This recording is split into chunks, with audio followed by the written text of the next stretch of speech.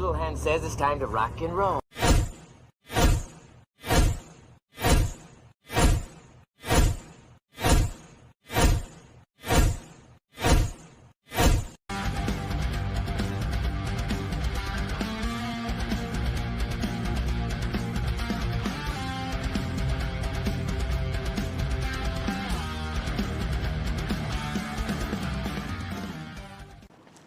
Okay, dudes, let's walk this sucker. All right. Hello, everybody. Welcome to another episode of Into the Comiverse. As you can see, I've got my brother across the pond, Dr. Von Hoot. How you doing, brother? I'm good, mate. How are you? It's great. It's been 2 weeks since I did a live show. I had COVID a couple of weeks ago, and that was not fun. No, I bet. Yeah. Nasty stuff. Oh, yeah. I should tell everybody I've got a new setup today. So if there's any lagging or anything like that, I'm sorry, but I'm here. And before we get to the chat, I'm going to do the customary intro that I like to do so much. And here we go. Hello there. Yes, I fashioned myself to be Obi-Wan, even though I'm not. Hey. All right, so first and foremost, this should have been pinned at the top of the screen. If it's not, if you'd like to join the panel and just hang out and shoot the shit, there is the link. First, we've got Fable, one collection down. Station, hey, Tony, panel and chat. We got Las Cruces checking in from New Mexico, saying hello. A CBC Award nominee or finalist, along with my co-host. We got Madam. How you doing, ma'am? Good afternoon, beautiful people. I'll be talking about something that Madam's got coming down the pipe. She's got her comic for sale. I'm going to get into that later. We got Chris, the comic vet. How you doing, sir? We got Dallas the Smiths. How you doing, sir? We got Las Cruces saying hoot, hoot, hoot. We even got Dead Man comic cover show. Y'all feel free if y'all, like I said, y'all hit the link if y'all want to join in the panel, and we're just going to be talking about some stuff. We'll be talking about a little bit of everything today. Little smorgasbord, and we got my mom. How you doing, Mom? Hello. And as of right now, that is the chat. So, how's your weekend been, DVH?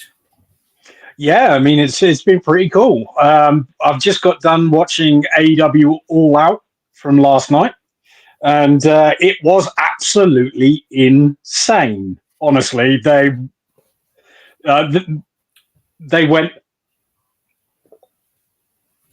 too far, probably quite a few times, but it was amazing nonetheless. What a show! Some of the matches were just brutally violent, but you had this absolute classic between Pac and Will Ospreay, and I mean it was a belter of a match. So yeah, I'm quite happy. Oh wow! And now they have you went to All In, right? Yes, yeah. All In was 2 weeks ago, and this is All Out, which was in Chicago. Okay, cool. All right, we got Collecting with Durst saying happy Sunday, Pimps and Legends, finishing up my Godzilla unboxing edits while watching. And that he showed me a picture of that. That was freaking amazing. We got the comment saying Bills just took the lead. Okay. Yep, I forgot football season has started. Would you say it was insane in the membrane? Yes. Quite insane. Insane in the brain. I got that reference. The first band I ever saw live. Yeah, trivia. Cypress Hill. So I'm going to go right into the community news because I've got a lot of stuff I want to talk about, and then we'll just go from there. So let's play my little.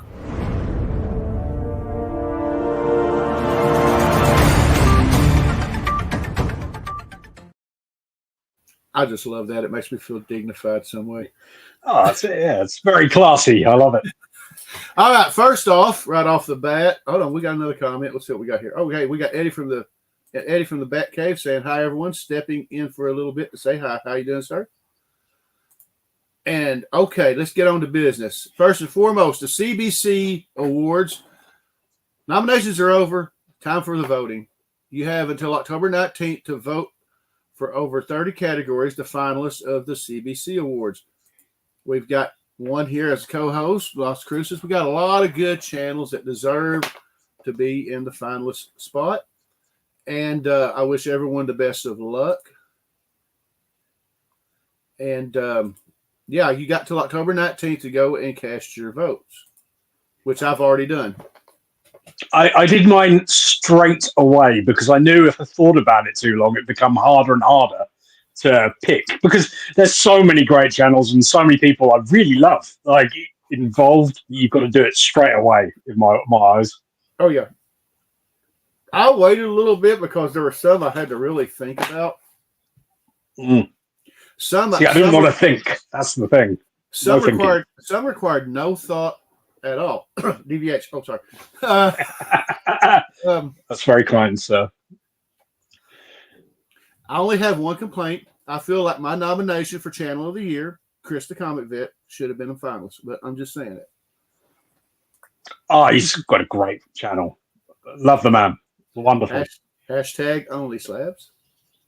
Oh, yeah. Agreed. I mean, that easily got my vote. Let's just put it that way. I love that show.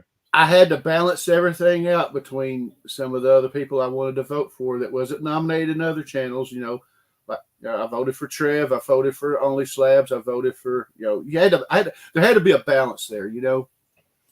Yeah. Yeah. Because without rules, we live with the animals.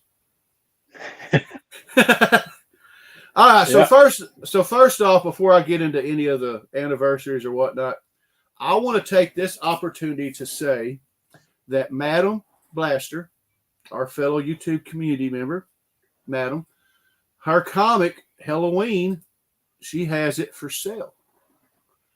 You can reach her on her Instagram page, and we'll show a few pictures.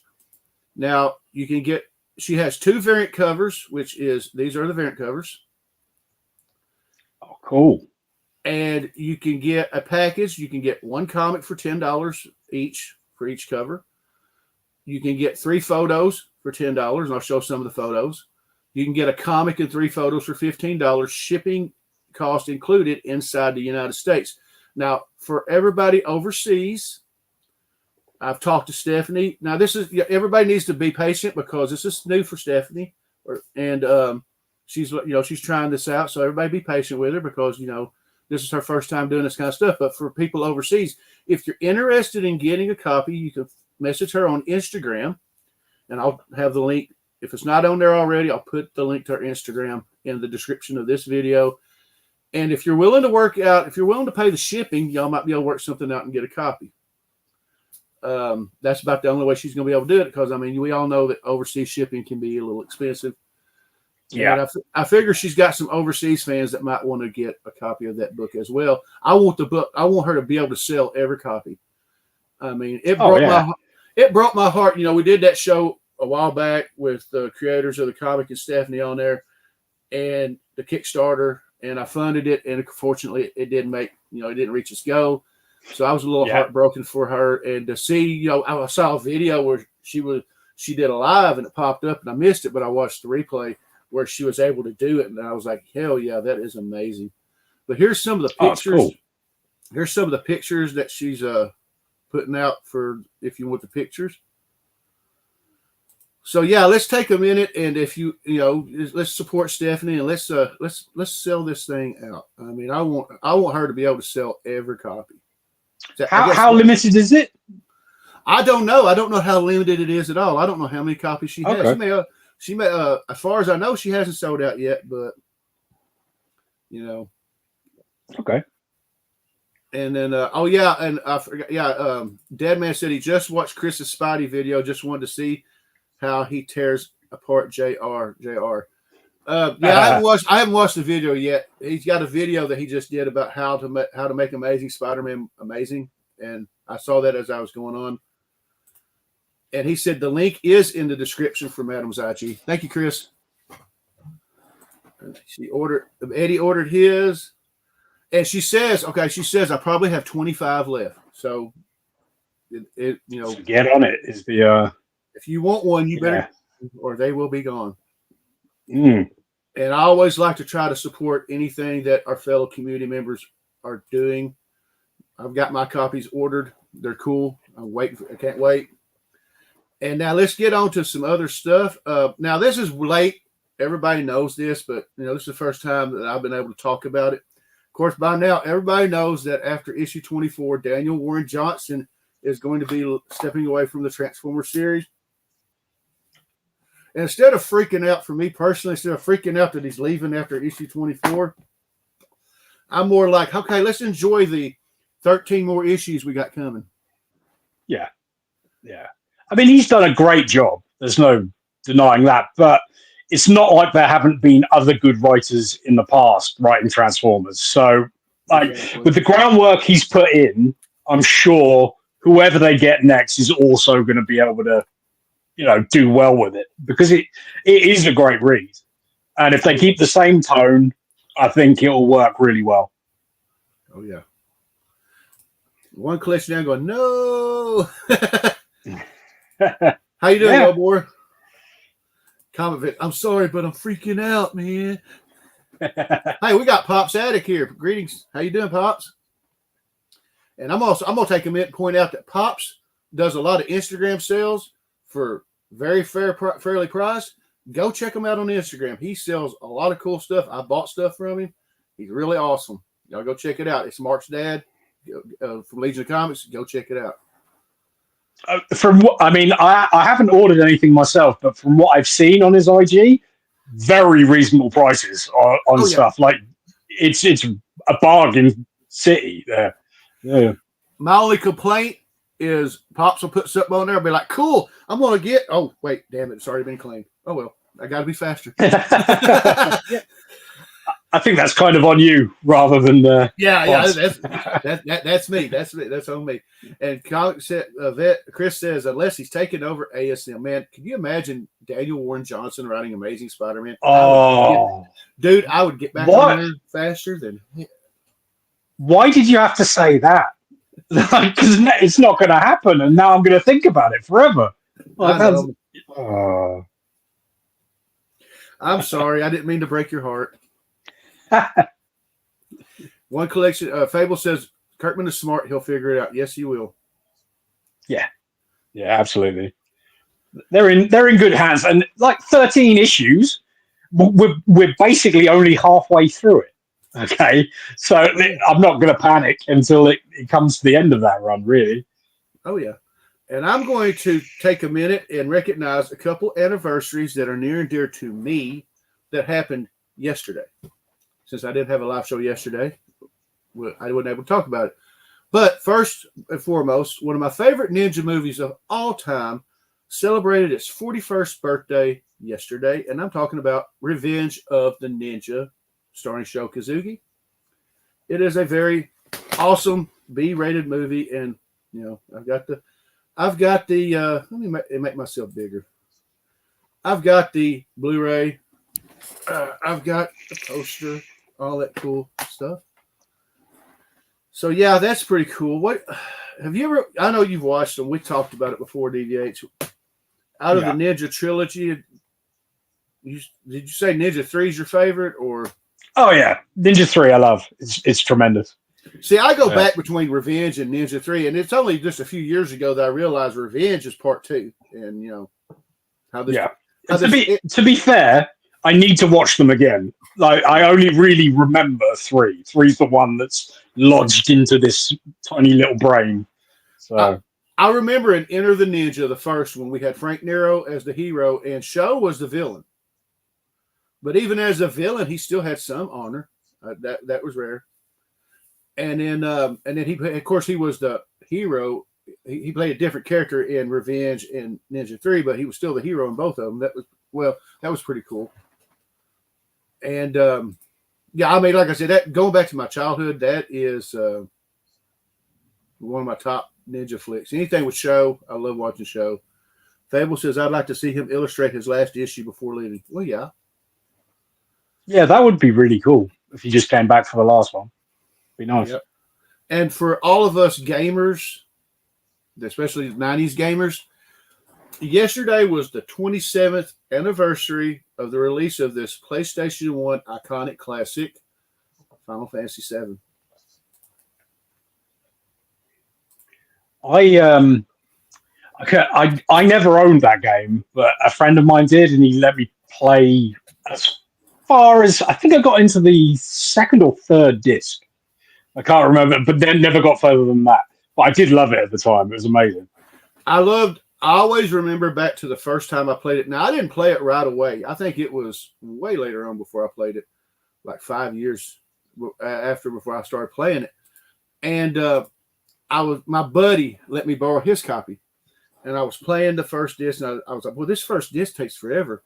I was like, how am I going to know when I get to the end of the disc? He went, oh, you'll know.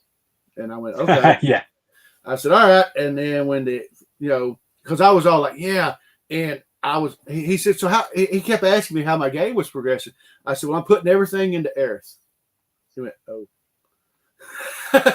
Yeah. And I was like, okay, what do you mean? He goes, oh, you'll see. And then, of course, everybody knows that when she dies, I literally, okay, it's one of those things where my characters are like a little bitty level, but I wanted to kick Sephiroth's ass so bad. Oh, yeah. But you knew if you faced Sephiroth, then you was going to get your butt kicked. I mean, that's just the way it was. And then the last thing I'm going to do is I have one question and one question only.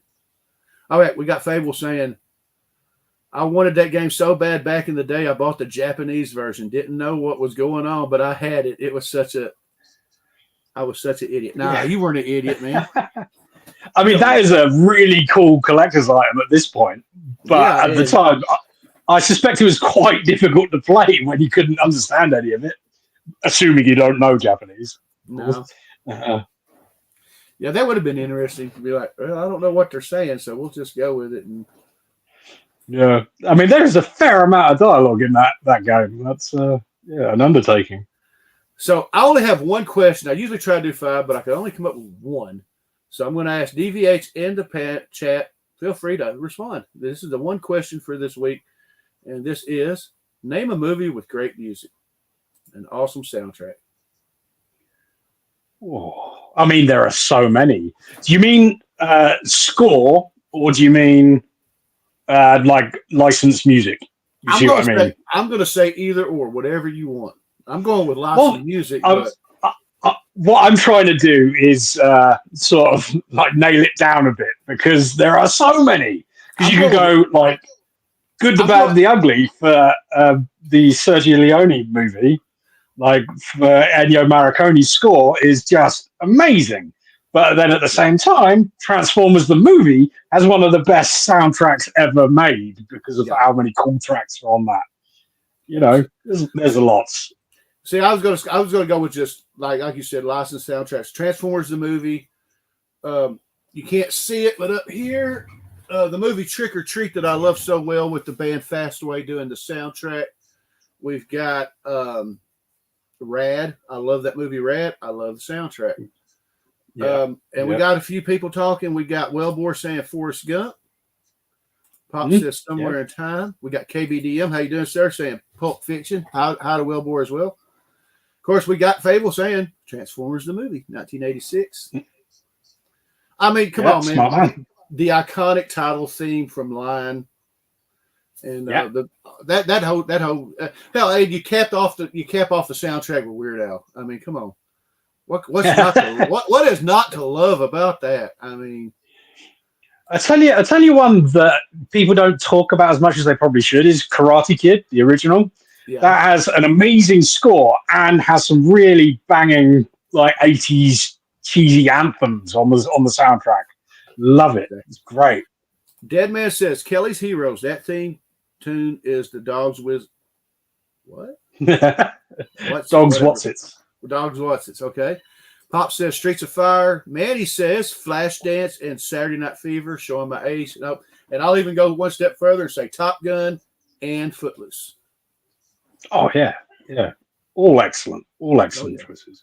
I'll even The Crow. The Crow has an amazing soundtrack. Oh God, yeah. The good one, not the new one. Yeah. I was going to go one step further, and it was one of the first vinyls in my collection when I was a kid, and that is La Bamba. So, I mean, Yeah. Of course, it was all a bunch of Richie Valens songs, but still, I mean, Los Lobos did a few songs on there. So, I mean, all right. I've lost an earpiece. Uh-oh. Never mind. I've got another one. We're fine. We got Superman 78. And I'm going to go ahead and say it since I'm surprised DVH hasn't said it. What about Grease? Grease 2. Grease 2 is a tremendous soundtrack, but I because that is a musical, it's sort of intertwined, so it doesn't come to my mind when you say soundtracks, because that's really part of the movie. It's a bit different. Yeah. KBDM says the original Miami Vice TV show soundtrack. Yes, I agree. And also, since we're talking about Grease, I feel like I need to mention the Rocky Horror Picture Show. I absolutely love that soundtrack. Blues Brothers, another one, absolute banger. Yep. We've got the Breakfast Club. Yeah, like you said, Blues Brothers. I mean, we could go on and on. I mean, yeah, you could just list movies. Yeah, there are so many great soundtracks. Oh yeah.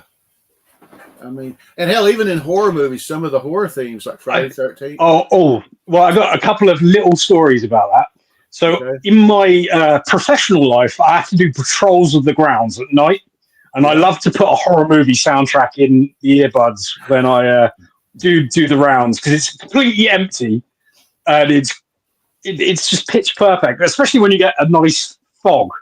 So like the Exorcist soundtrack or Halloween. Halloween's a big favorite of mine when I'm walking around.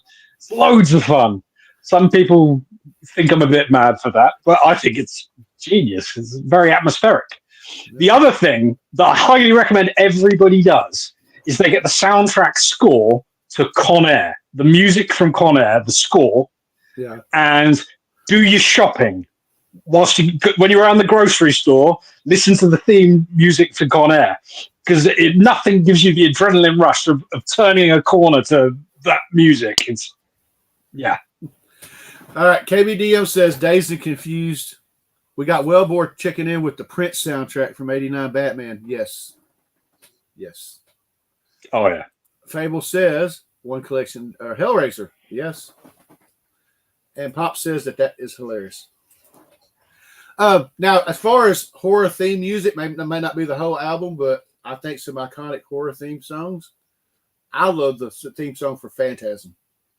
There's something about that little piece of music that I love hearing it. I mean, I love it. And just hearing the Anger scream go, boy. Yeah, there's some amazing horror scores. I tell you one that I love that doesn't get nearly as much love as it should is the disco theme from Friday the 13th Part 3. Yes, the 3D one. The way they do the traditional score, but in disco. I love it. It's amazing. And any other day, I could have told you who did it. Damn it. It's Harry Manfredini, I believe, it did the scores. Okay, and then you start talking about the horror element. Okay, Poltergeist had a great story.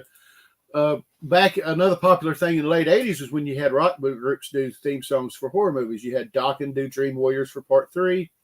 You had Bruce Dickinson actually do Bring Your Daughter to the Slaughter as a solo project from Iron Maiden for, I believe it was Nightmare 5. Because he recorded it first as a solo project, and then Iron Maiden went and re-recorded it for No Prayer for the Dying. I didn't know that. That's interesting. Yeah. But Bruce's solo one is in if you pay attention in Nightmare 5, somewhere in it you'll actually hear his version. And of course, we're going to talk about horror movies and old classic bands and stuff. I'm going to bring up "Screaming Till You Like It" by Wasp, which was in Ghoulies too. See, now I'm really fond of rap songs for horror movies. Like in Deep Blue Sea, you've got that classic by LL Cool J over the credits, which is just hilarious. So it's something like Attack with a Shark Fin or something. It's genius. And Maniac Cop 2 has the Maniac Cop rap, which is just brilliant. I love that stuff. We got Pop saying the Blade soundtrack. Yes, I like. It's a good one.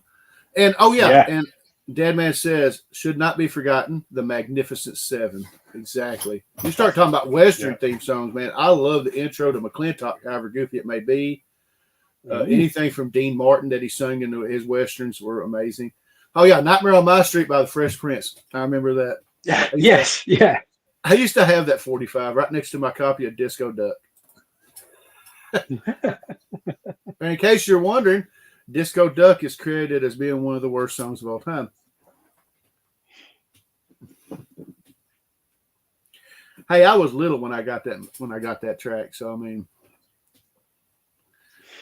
but yeah, I seen a thing where the Professor of Rock, he's got his own YouTube channel, and he was talking about one of the song that was almost like the death knell for a genre, and he was talking about how Disco Duck may be credited as killing disco, and I went, well, that's a little far fetched, but maybe.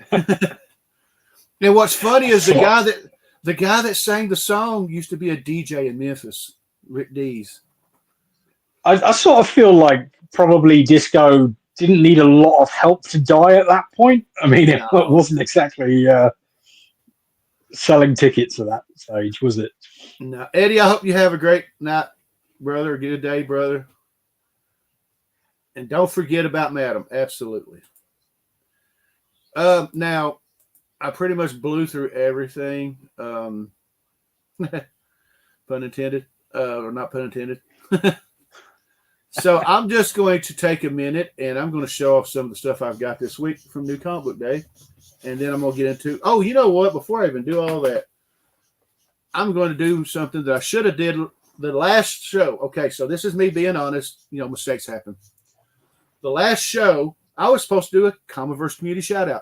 I actually did not play the clip, but I put the links for everybody in the description. So since I forgot to play the video then, I'm going to play the video now to make up for it. And these groups are getting in the links to the description. You can check out, hit the links, check out their channels. They make amazing content. I'm going to play this video because this is this week's and 2 weeks ago's Comic Book Community Shoutouts.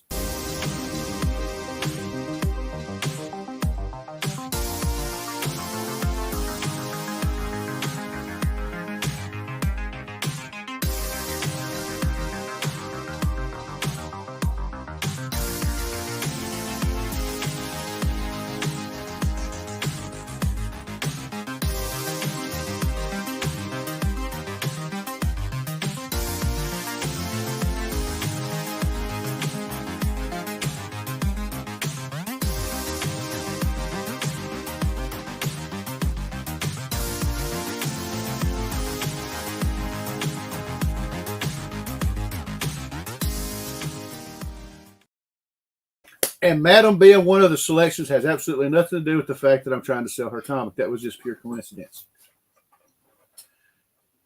And we got Deadman. You know what, Deadman? I believe it was called Rick D and His Bunch of Idiots. I believe so.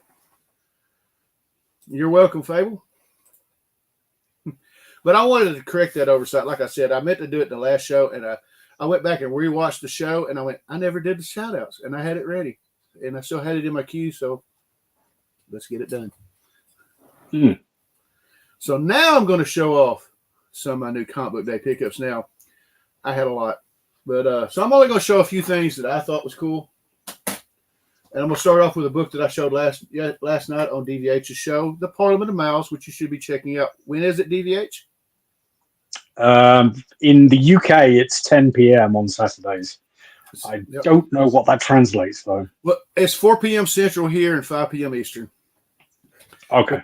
But this is the book. I got a stack of books to read. I'm reading this first. I bought the first issue, loved it. For some reason, I didn't. I decided to wait and get the rest of them, but I got the hardcover of Godzilla, Justice League versus Godzilla versus Kong. So cool. Right now, it's still in the plastic, and we'll crack that open and start reading it soon. Now, and when I go through these, you're gonna see. I'm gonna start talking about an issue that I have with my collecting, and you're gonna see it. But it is what it is. So first off, we've got a facsimile reprint of House of Secrets 92. This is the regular facsimile. Nice. And then I got Shiny. Mm. Then I've got the Shiny Crisis on Infinite Earths number 5. And like Durs, like Scotty, I'm trying to get all the foils for Crisis and Secret Wars. I mean, Nice. I don't really have to. I've got the original sets. I've got the trades, but I just wanted to collect the foilies of these. And which there are Secret Wars 8 and Secret Wars 9. Those are the foilies. Now with Secret Wars 8, I got the foilie, but I did something I rarely ever do. And I got the 1 in 25. For some reason, I went ahead and got this one, which I thought was pretty cool. Then I got Wolverine Revenge number 1. You know what? I didn't even know there was a 1 in 25 for that Secret Wars. That is a cool cover. Well, I've got a little bit of delay on your feed, so I'm seeing them a little bit later. Okay, that's fine. My thing was I seen it on Poolbox. I thought I don't know much about the ratios when I seen it said $5, so I got it and I was like cool. And then somebody said, "No, Tony, that's a 1 in 25. It's going to be $25." I went, "Ooh, okay, all right. Well, what's done is done." Yeah, but I got this Wolverine Revenge number 1, and I went ahead and got the red band. Yeah, that's cool. Then buying the X-Men books, I got Exception. I haven't read any of these. I got Exceptional X-Men number 1. And then they were held over for a few weeks. He didn't get all of his copies when it came out, but I got Uncanny X-Men number 1. And I also got this nice negative space variant of Jubilee. That's awesome. Yeah. Yeah, that's cool. Then, now we're getting to some of my faves. I love Conan. Got the new issue of Conan the Barbarian. I needed to get the the Battle of Blackstone. I think the first issue of that came out. So, my eyes. Talking of great soundtracks, the Conan movie soundtrack, amazing. I actually read Conan listening to that soundtrack. It's so good. It's tremendous. I never even thought of that. It really puts you in the place. Here's one for Durs. That's an awesome cover for Spawn. I love the first one so much, but it was funny that the first series of Nightclub was just $2 and this one was $5, but we got Nightclub 2. Yeah. Well, I think that's because it's on Dark Horse now rather than Image. Yeah. And of course, I've got Nemesis Rogue Gallery number 2. Love Nemesis. Oh, so good. Yeah. Really cool. It's a guilty pleasure. Got the new issue of Kanto. Originally, this was supposed to have been 4 issues, but I think they made it 6 now. And originally, I thought this was going to be the last Kanto series, period, but now they're saying it's the last of the Shrouded Man saga. So whether or not it actually continues after this, I don't know. Maybe it will, maybe it won't. And then, of course, I was all on board for the 40th anniversary Transformers number 1. So, of course, I got this. Even though I have the original, I got this. And I got that. I love that cover. I love it.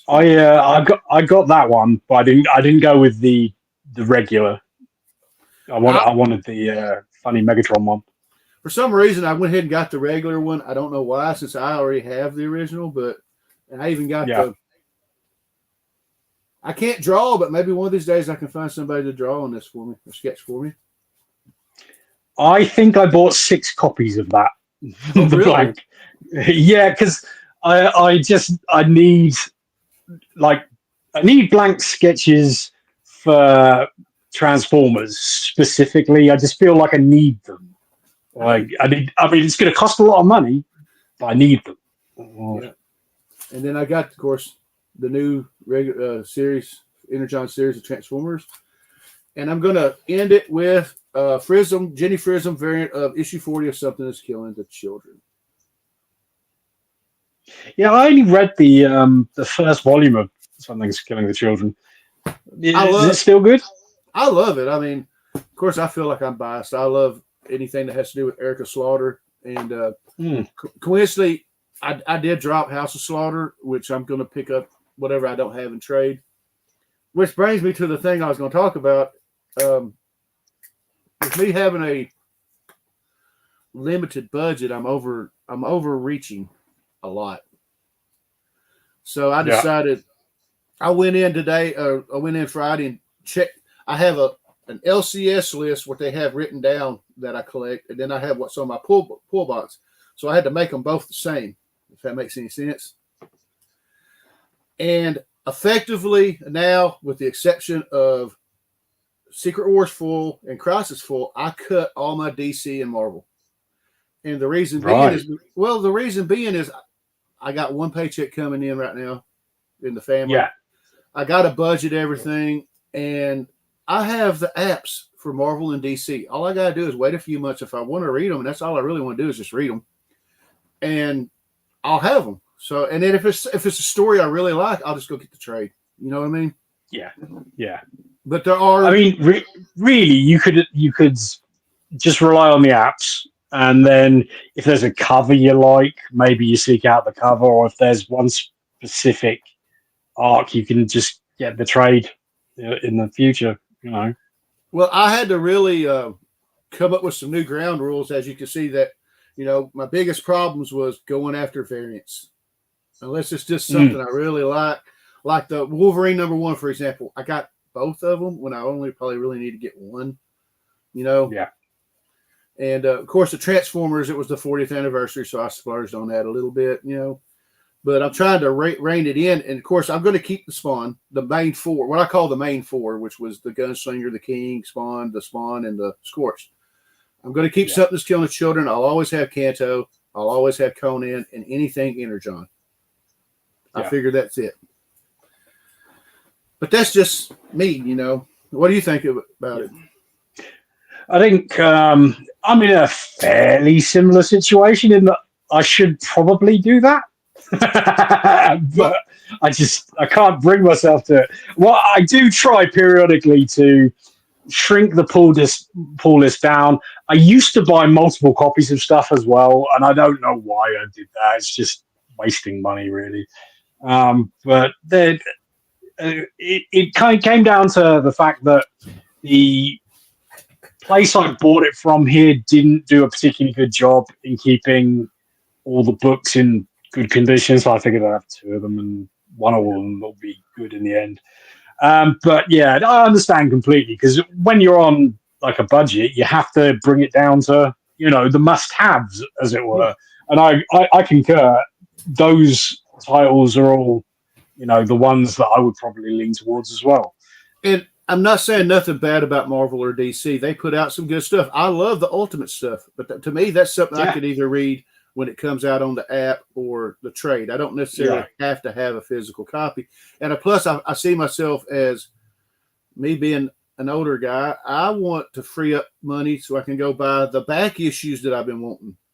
Yeah.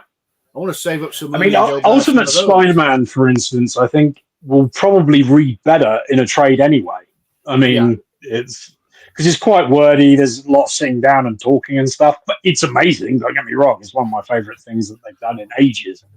But I just think it'll read better in a trade, so you're probably onto a winner. See, I agree with you, Fable. Like I said, I have to budget. I made a deal with my wife. My wife supports my hobby, and I made a deal with her. I said, as long as it doesn't become a problem. And I've just seen One Collection Downs sub to my channel. Thank you, sir. Yep. I appreciate that. Yep.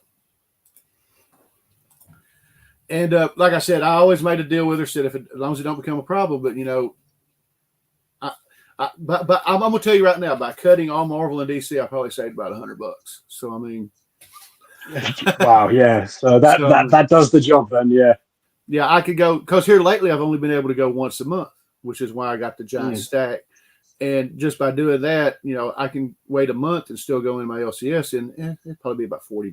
So I mean, and to me, honestly, all that stuff is cool, but those main ones I just mentioned, are the books that I look forward to every month, and the rest of it I can get in trade, whatever. I mean, that's just my take. And people collect differently, you know. Well, I mean, at the end of the day, I only read digitally. So, like, it's what I should do, really, is just rely on those apps because but I'm just a sucker for covers. Yeah. At the end of the day. Yeah, I was going to say, don't get me wrong. If I see something with a really awesome cover, I may try to get it, you know, but yeah, I'm not going to do like I've been doing and just go start, you know. I'd look at the FOC for pull box and go, okay, I want this and this and this and this. Oh, that looks cool. I want that too. And now I got to. Oh, it soon builds up. Like, no, you always think like a comic's what, like, I don't know, $3.99, and you think, oh, it's only $3.99. But then you've got like 9 of them because you thought it was only $3.99, and it's not $3.99 anymore, is it? Well, that's. But I will say that I still will be buying my daughter's pony comics. Oh, yeah. That'll happen regardless. And yes, needed more money for figures. Exactly. And I missed the grand opening, but we finally got a Ollie's like 30 minutes from where I live. It's no longer a 2-hour drive to Memphis if I want to go to Memphis to go to an Ollie's. Now it's 30 minutes away. Have you been yet? No, I haven't been. We were going to go this weekend, but Bill's kept us from going. So in a couple of weeks, we're going to go check it out because I've had to explain this to a lot of people in my area that don't know what an Ollie's is. And I was like, you know, it's a place like if you're like in America, a lot of people are familiar with Big Lots. I said it's a place that sells like discontinued stuff, you know, stuff that's been discontinued. I said you can get it for 70% off. You get all kinds of really cool stuff. It's not just, you know, what we talk about here. I said, but I can go in there and buy a Marvel Legends figure that was $30 at Walmart, and now it's $8 here. I've seen incredible deals for trade paperbacks and graphic novels. I've seen those packs at Ollie's packs, which I've seen people pull some really awesome stuff out of there. But and the two that I got in St. Louis, they had some cool stuff in there, but you know, I didn't pull enough. When you go down, you've got to do a little video tour for us. I need to know. I want to see this place. Well, you know that's on my list is to go to Ollie's, and I've been talking about it, and I still haven't went to that arcade in Paragould yet, where it's a vintage '80s arcade. I mean, I've been hearing a lot of people talk about it. Oh it's got pinball, it's got claw machines, it's got video games, everything. All the arcade games is a flat rate, $10 all day, all play. 50 cents for pinball, air hockey, you know. And I still got to go check that out. I may do a video if they'll let me of that. We got Dead Man saying, for the last few months, I've really been hitting the variants. Need to slow down if I'm going to get the rest of those Batman. Yep. Yeah. And then it says, I wish there was an Ollie's out here. Fable, I've been saying that for years. I prayed that one of these days that Arkansas would get an Ollie's, and now we're getting 2 because there's another one in Batesville, Arkansas, but that's a 2-hour drive. If I ever happen to be in the area because I had family living close to Batesville, I may go check it out. But otherwise, I'm going to go to this one in Blytheville. But that's all I've got as far as that. DVH, you got anything you want to show off before I go to my next thing? Or no, I haven't done any unboxings for a couple of weeks now. So I'm directly after this, I will be doing some unboxings, but I haven't got anything to show you, I'm afraid. Well, sorry. I was going to say, what? No dad jokes with Badger? No, not recently. Although there will be some to come. I literally will be.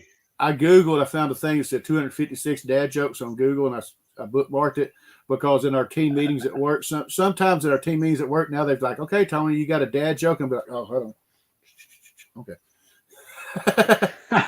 So, you know, it was good. Some of them are good. Some of them are just really, really bad. But I guess that's the object of a dad joke. Exactly. That's what I think. They shouldn't be good jokes, really, should they? Nah. All right. So I'm going to start a new segment, and it'll just be me unless DVH has got something. This will hopefully be a new segment going forward. I don't have any flashy intros or anything, so I'm just going to get to it. I'm calling this Recommended Reads. And the object is to spotlight something, whether it be a comic, a magazine, a trade paperback or just a novel in general. Might not even be about comics. It's just something that I have that I think everybody should read. And case in point, of course, anybody really knows, we should have known this would have been the first thing I'm going to talk about. We have R.A. Salvatore's Homeland. Now, it's grouped together as The Legend of Drizzt Book 1. Drizzt. Okay. I'm going to say Drizzt. I'm going to say Drizzt, whatever. For 30 freaking years, I've known that. I thought his name was pronounced as Drizzt. And I saw an interview with R.A. Salvatore. He actually pronounced it as Drizzt Do'Urden. And, okay, now anybody that's familiar with this series knows that this is book 1 of the Dark Elf trilogy. This was the second set of books that Salvatore wrote. The first set of books he wrote was the Icewind Dale trilogy, where he was established on the surface. And he became so popular that he had to go write his origin. And this was the Homeland was the first of the Dark Elf trilogy, where you go back and you see Drizzt grow up in Menzo Baranzan with his kin, the Drow, and how their civilization is. And in the process of this whole trilogy, Homeland, Exile, and Sojourn, you will see him progress from being a young Drow and growing up in the wilds of the Underdark. And then by the Sojourn, he's out on the surface trying to get acceptance among the surface dwellers that basically they don't believe that they believe that the only good Drow is a dead Drow, because they believe that race is evil. And Drizzt is the first one to try to prove to everyone that they're not all evil. He's not evil, because he rejected the ways of his kin, and he's just trying to, live at peace. And this cover was done by Todd Lockwood, if I remember correctly. It's a magnificent cover. The original cover was great as well. The original cover is great as well. Now, if Carolyn was on the show, she would argue with me. I'm going to say, and I've said it for 30 years, the Dark Elf trilogy, this book, Exile and Sojourn, to me, in my opinion, that is this generation's Lord of the Rings. That's not an insult on Lord of the Rings on my part, because coincidentally, if you ever read the jacket about the author, he was inspired by Lord of the Rings. He got a copy of Lord of the Rings for a Christmas present from, I believe it said his sister or something. But he, when he read Lord of the Rings, he decided to he changed his degree in college to become a writer. So, and then he started writing. The Drizzt series is over 30 novels, been going on since 1989. It's one of the longest series, and I've not read every book. I'm about 7 novels behind, but I got to get them. And have they ever been adapted into anything? No, not yet. Drizzt has appeared in video games. I know he's in a few computer games. They just now, like a few years ago, Hasbro did the first Drizzt figure. There's been comics. Actually, a couple of days ago on Instagram, I spotlighted the. Let me see if I can find it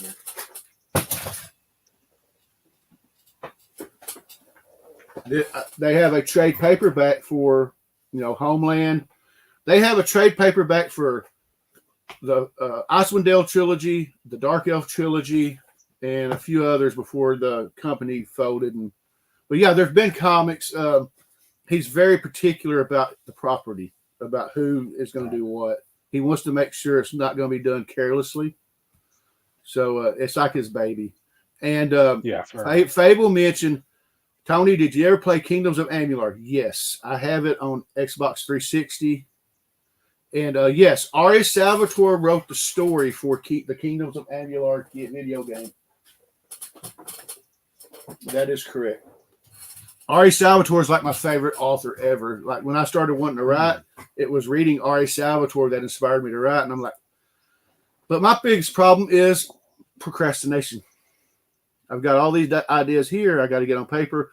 I've started writing down. I've been talking about my vampire western. I've got ideas. I finally, after weeks of, I had an issue with my character, and I was trying to come up with something. How do you make a vampire able to walk around in the sunlight? So, and I even went as far back into the history and evolution and origins of the vampire, and found out that their aversion of sunlight didn't start until the Nosferatu silent movie. I didn't know that. Right. No, I didn't know that either. That's But interesting. I'd forgotten in the original Bram Stoker's Dracula novel, Dracula actually did walk around in the sunlight, but he was just weaker. Right. Okay. But in a way, I wanted to. My problem was I wanted the bad guys to have to worry about the sunlight, but I didn't want the hero to worry about the sunlight. And I found, if you keep looking long enough, sooner or later, you're going to find a way that won't be hokey.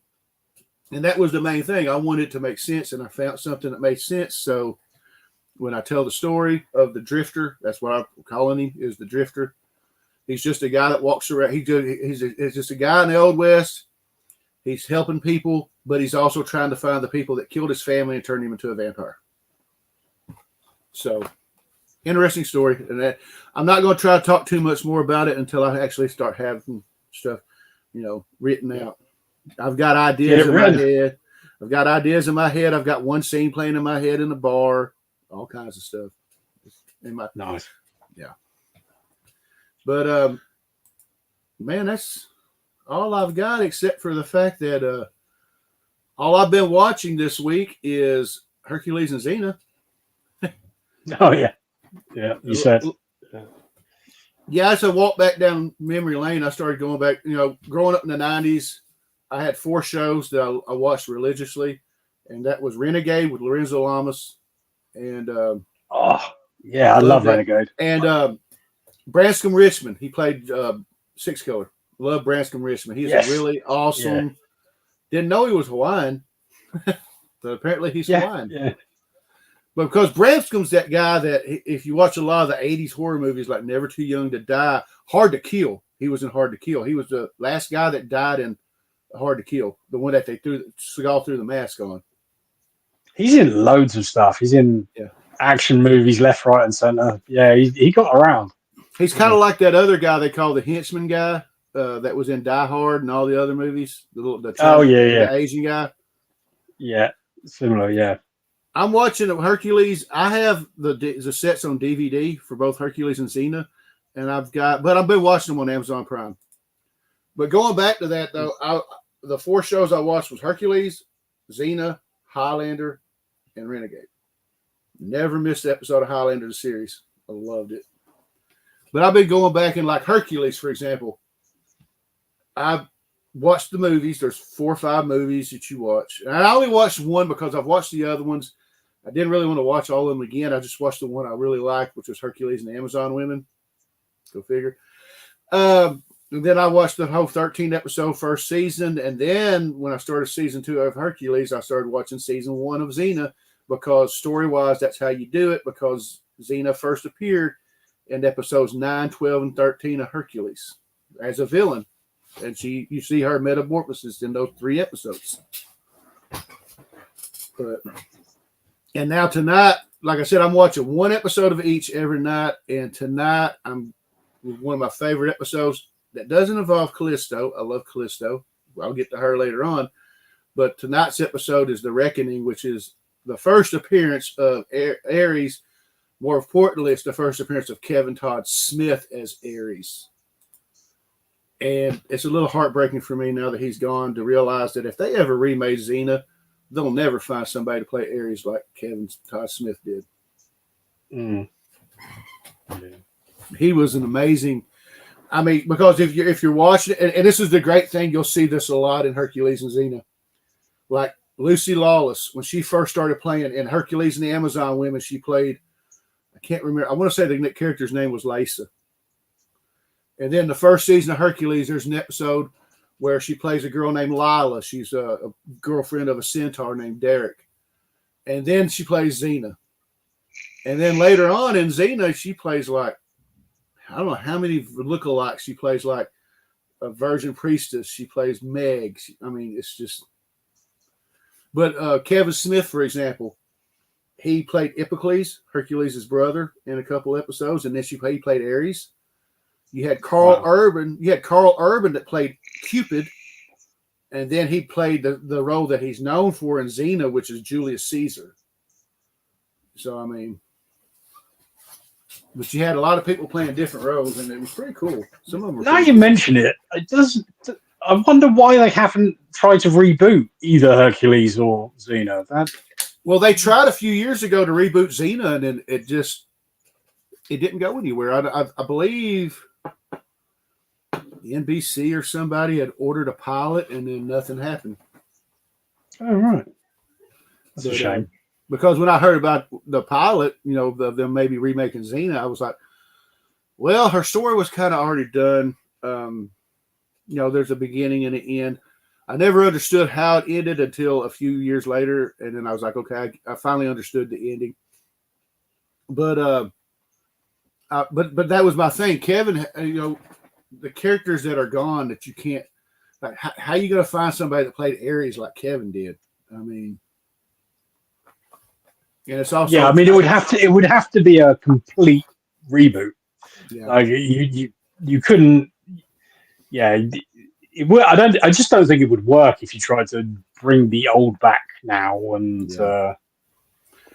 I just thought an odd coincidence that Hercules' actor's name started with Kevin and Ares' started with Kevin too. So.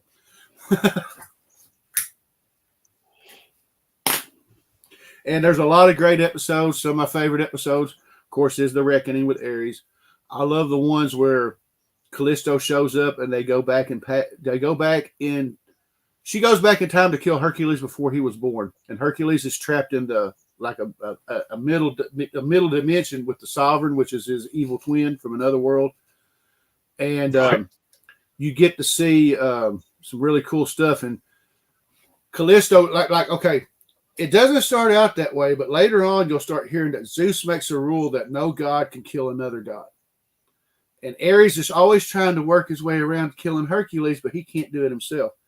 But in that episode, you see Callisto actually kill a god, which was Strife. But what she says right at the beginning, because she had become a goddess, spoilers, and Strife was a kiss ass. And I'm trying to remember who plays Strife. I can't remember the actor's name, but he's one of those guys that when you see him, you know him. He's a pretty cool guy. But he walks up to her as she's got her back turned, putting Hind's blood on a dagger, because the Hind's blood is the only thing that could kill a god. She's sitting there putting Hind's blood on a dagger, and he's sitting there going, well, I just wanted to welcome you to the club. And she turns around and goes, I wouldn't want to be a part of a club that has me as a member, and kills him. So, I mean, and that's the thing, too, because Ares wants to kill Hercules. He knows about the rule, and when Strife falls dead, he looks at Callisto and goes, what have you done? Like, so, dude, what do you really want? But there's a lot of great episodes in both shows. There's some hokey episodes. There's some musical episodes. People might not like the bittersweet, but I've always said I missed when those episodes aired. I'd actually missed the episode before it. I think it was called Maternal Instincts. So when the bittersweet starts, Xena is trying to kill Gabrielle, her partner. I don't know why. Right. And then they're going into the whole musical aspect of the episode, and I'm like, okay, I will give credit that during the whole musical episode, Xena, all the songs that Xena sings, all the songs that Kevin Smith sings, they're singing them. It's them. Because they're established New Zealand actors. They did musicals and theater actors. That's them. And then I went back and watched Maternal Instincts and found out, it's a long story, but anyway, Gabrielle had a child by this evil god, Dayhawk, and she was coincidentally named Hope, who was the evil child that was going to bring her daddy back, and she killed Xena's son. And she was supposed to have killed Hope a long time ago, but she didn't. She lied. So that created a rift that went into the bittersweet, and then by the time the bittersweet ended, you find out Solon had come back from the afterworld to bring them back together. It was pretty cool. Like I said, from a story aspect, you have to watch everything to get the understanding. I was gonna ask you about that, and Deadman sort of brought it up there as well. Do you have to watch Hercules to get Xena, or can you do it individually, or do you have to do them as they aired, sort of simultaneously? Well, the way I've been watching them is the way they the way they, the way they aired. Hercules was already one season in when they introduced Xena. Originally in Unchained Heart, the season finale of Hercules, Xena was supposed to die. She wasn't supposed to live. That was how her story arc was going to end. She'd turn good and die. But people, I guess they realized that Xena was popular, so they changed it. They flipped the script and made her live. And then they made the Xena TV show. Because if you started watching it from the first episode of Xena and you didn't watch the other three, there are callbacks to those episodes. Very, there are hints when she was evil. But you could go watch the Warrior Princess, the Gauntlet, and Unchained Heart, and you see her progression from being evil and wanting to, she uses Iolaus in a plot to kill Hercules, to changing. And the second episode, she's dealing with her Lieutenant Darfus, who wants to kill women and children and burn everybody, and she's against. She may have want to take over everything, but she refused to kill women and children, and that's what got her ostracized from her group. They thought they killed Darfus in part 2. Ares brings him back, and then they got to fight him in part 3. So, do they cross over the shows? Like, do you have to watch one episode of Hercules in, say, I don't know, season 3, whatever, I don't believe so. That now they may do like stories where one, they may pop in. Like, I don't remember what season it is. It may be season 3 or 4, where Hercules falls in love with this girl named Serena, and she gets murdered, and Xena and Gabrielle show up to. They think Hercules killed her, so Xena and Gabrielle show up to try to help prove he's innocent. And then later on, like in the first season of Xena, Hercules shows up. Hercules and Iolaus show up to try to help Xena and them free. I believe it's Prometheus, because they're using this sword. That if anybody uses the sword to free this Titan, then they'll die. And they're both arguing over who's going to use the sword. And that has a nice little way it ends. And then later on, I know Hercules shows up towards the end of, they pop in back and forth, but there's no like part 1 in Hercules and part 2 in Xena that I know of. Okay, cool. I only bring it up because a year or two ago, I did a watch through of Magnum PI, and there's the crossover episode with Murder She Wrote in that, and they didn't include the Murder She Wrote in the box set for Magnum, so it sort of threw a spanner in the works. Yeah, I've seen a lot of shows like a lot of the Law and Orders. They do crossovers where they link all the shows, and I was gonna say I know in other shows they've done it a lot too. But yeah, like I said, if you're wanting to watch it, everything, the best. And in case you forget, you can always Google the watch order. You always start with the 5 movies if you want to watch them, and then the first 13 episodes, season 1 of Hercules, and then after that, I've been watching them the way they did. They played them on TV, which was every I think Wednesday or Thursday. There was an episode of Hercules and an episode of Xena. And then I just, and that's why I've been watching them, just one episode a night and then just going from there. And yeah, it's bringing back a lot of memories. Like I said, I love Hercules and Xena, and I can sit here and talk. Man, I could do a whole show just Hercules and Xena. Well, you need to do it with someone that knows a little bit more than I do, unfortunately, I think. I'm sure there is a really good conversation to be had, and I am tempted. At the moment, I'm doing a watch through of X-Files on when I'm able to, but I do one episode a night, so it's going to be a while before I get to Xena. But I think that might be next. I think I might try and. Well, the irony about the Hercules and Xena shows is when they first started, Hercules was the more popular show. But as time progressed, the spinoff actually overshadowed the show that it came from. Yeah, I mean, you don't hear people talk about Hercules nearly as much as Xena now. I mean, that's the. And to its credit, Hercules does have a lot of great episodes. I made a reference, I think, on your show where I don't remember what season it was, but there's quite a few episodes right there together where Kevin Sorbo's either not in the episode or he's playing a side-by character. he's not really doing a lot because at that time he had filmed Cole, and he had gotten injured filming Cole. And the injury almost killed him. I don't even remember what the injury was, but it almost killed him. Wow. And then he was sidelined, but they were trying to figure out a way to still do it. That's where you get like the Porcules. And yes, Virginia, there's a Hercules where Kevin Sorbo has disappeared, and all the producers of the show are trying to figure out what to do, and then they tried to figure out how to replace him. And it's just one of those stupid, funny episodes. It's got everybody playing different roles, and they're killing them. I mean, Bruce Campbell is Bruce Campbell. You know, he can play any role. He's amazing. And the fact that you got Ted Raimi playing Joxer, oh my God, he's really awesome. And I'm going to say this, as much as, and I'm going back to my, trying to save money for other things. I have the Xena versus Callisto 3-issue limited series in comics, and those are the only Hercules and Xena comics I own. I cannot believe I have not went and got the first 5 issues of Hercules that are relatively cheap, and issue 3 is the first comic book appearance of Xena. Oh yeah, so grab it. I got to grab them when I can, but I got to budget my money to have the money to go get them. Of course, yeah. But anyway, that's all I've got to talk about. DVH, you got anything you want to talk about, or? No, I'm all good, mate. I've got. I mean, I need to eat some food soon. That's not much of a conversation. All right. Well, I'm going to take a minute. Well, DVH, you just tell us what you got coming up, and then I'll get into my spiel. And yep. Okay. So tomorrow we'll have an unboxing. I think it will probably be some original Daniel Warren Johnson art. I hope it is here. I'm not 100% sure, so we'll see.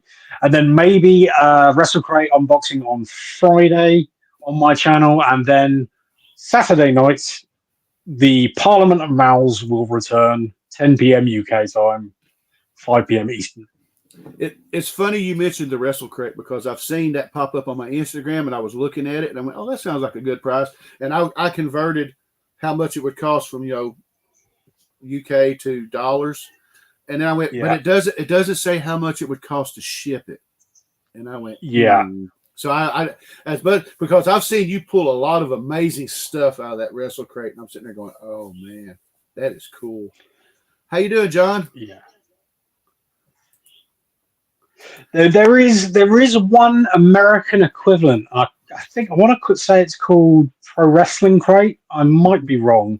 You might want to check that out. But to be honest, I think Wrestle Crate for what it costs is untouchable. But as you say, getting it to you would kill it. Like it wouldn't make it worth it at all. Yeah. Yeah, like I said, I've seen you pull a lot of stuff on there when I watch the videos, and I'm like, "Oh my God." Oh wait, hold on a second. Dead man, Tony, have you got the Xena and Army of Darkness crossover miniseries, the two of them? No, I don't have them, but I checked them out from my library in trade and read both of them, and they were amazing. I don't remember which one it is, but there's a scene in one of them where Autolycus meets Ash, and that is priceless. I mean, the whole time Ash is hitting on Gabrielle is great. I mean, but yeah, they have a little crossover where Ash goes back into Xena's time, and it's really cool. It's the crossover you didn't know you needed until you read it. Yeah, I might have to have a look for that as well once I've watched some Xena, to be honest, because it has been since I was a kid when it was on, since I saw any of it. But as for me, I'm going to record. I'm going to be working on. Okay, I'm going to just bring this up.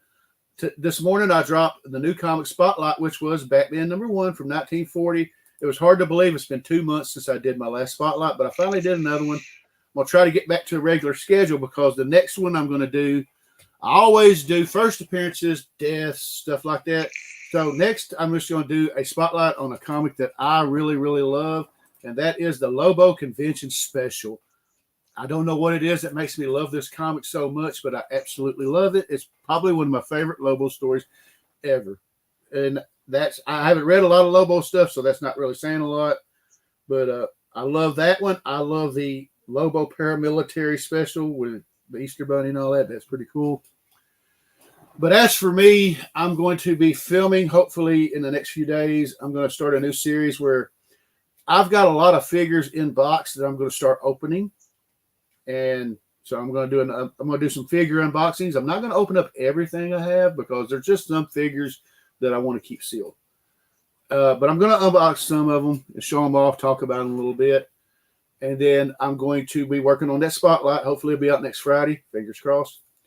Hopefully I'll be back next Saturday to be in the Parliament of Mouths because my aunt and uncle, my Aunt Kenny, or my Uncle Kenny, my Aunt Kathy are celebrating their 50th wedding anniversary next Saturday. So I'm going to go help them celebrate that. That is really awesome. I hope to be back for the Parliament of Mouths. And then next Sunday, I'll be doing another episode of Into the Comiverse. And Deadman says, just opening the box set of Hercules Season 1 for the first time. It does come with the 5 movies and 13 episodes. Now, that's the thing. The original first release of the Season 1 of Hercules came with the 5 movies and the 13 episodes. There are actual box sets out of Hercules that does not have the 5 movies.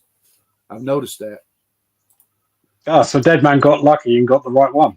Nice. See, I've got it too. My wife, a long time ago, she bought both sets off of eBay for pretty expensive, and they came with some nice set photos. Who knows? Maybe one of these days I'll show off the set photos. A lot of pictures of Hercules with bare-chested. But I'm going to do that. Like I said, hopefully I'll be back at Parliament Mouths next Saturday. Into the Comiverse next Sunday, 3 p.m., 2 p.m. Central. And that will probably be my last Sunday episode because I'm planning on going back to doing Into the Comiverse on Saturday nights. Me and DVH are working out something where we're going to do the Parliament of Mouths and Into the Comiverse back to back with maybe like a 30-minute window. And we're going to call it, we'll come up with something cool to call it. I'm going to leave that up to him. And then, yeah, man, that set's been out for a long time. I think it was one of the first sets that come out was that Hercules set with the 5 movies. And then on down to Horizon on October 1st, I'm going to go ahead and say it now. I believe it's on a Tuesday, October 1st. I will be making my 3rd appearance on Gary B's The 1011. And instead of doing comics, I'm going to be doing figures. And I'm actually going into the attic and pulling out some figures that's been stored for a while that I know is going to make Gary very happy. That I haven't showed. Nice. I don't believe I've showed any of these figures in any videos at all. So that should be pretty cool. But that's pretty much me for the foreseeable future. And I'm looking forward to rejoining the Parliament. Nice. Well, thanks for having me on again. And hey, no I shall hopefully be back with you next time you do a live, whenever that is. Whether we do the Saturday sooner or later, I'll be here. Well, to be honest with you, I'd have done it next week, but with me working that, going to my aunt and uncle's anniversary, I don't know if I'll have time to set it up. So I went ahead and said, no, next week I'll do a Sunday show, and then that'll be the last one, and then I'll go back to Saturdays, and then we'll figure out a time to be determined. But until then, I want to take a minute. Thank DVH for hanging out with me. Thank you, sir. I want to thank everybody in the chat. Y'all were awesome. Go buy Stephanie's book. She's got 25 left. You can message her on Instagram. Like I said, international. If you're willing to pay the shipping, just talk to her. Maybe y'all can work something out. And then I want to thank everybody watching this on the Rewind as well. And we're going to get on out of here. I don't have no clever, catchy end dialogue phrase or whatever. So we're just going to end this and say thank you, everyone, for watching. And we're going to end this with the turtles. So see y'all next time. Well, dudes, I'd say that's pretty much a wrap. Yep. Cowabunga? Cowabunga. Yeah. Yeah.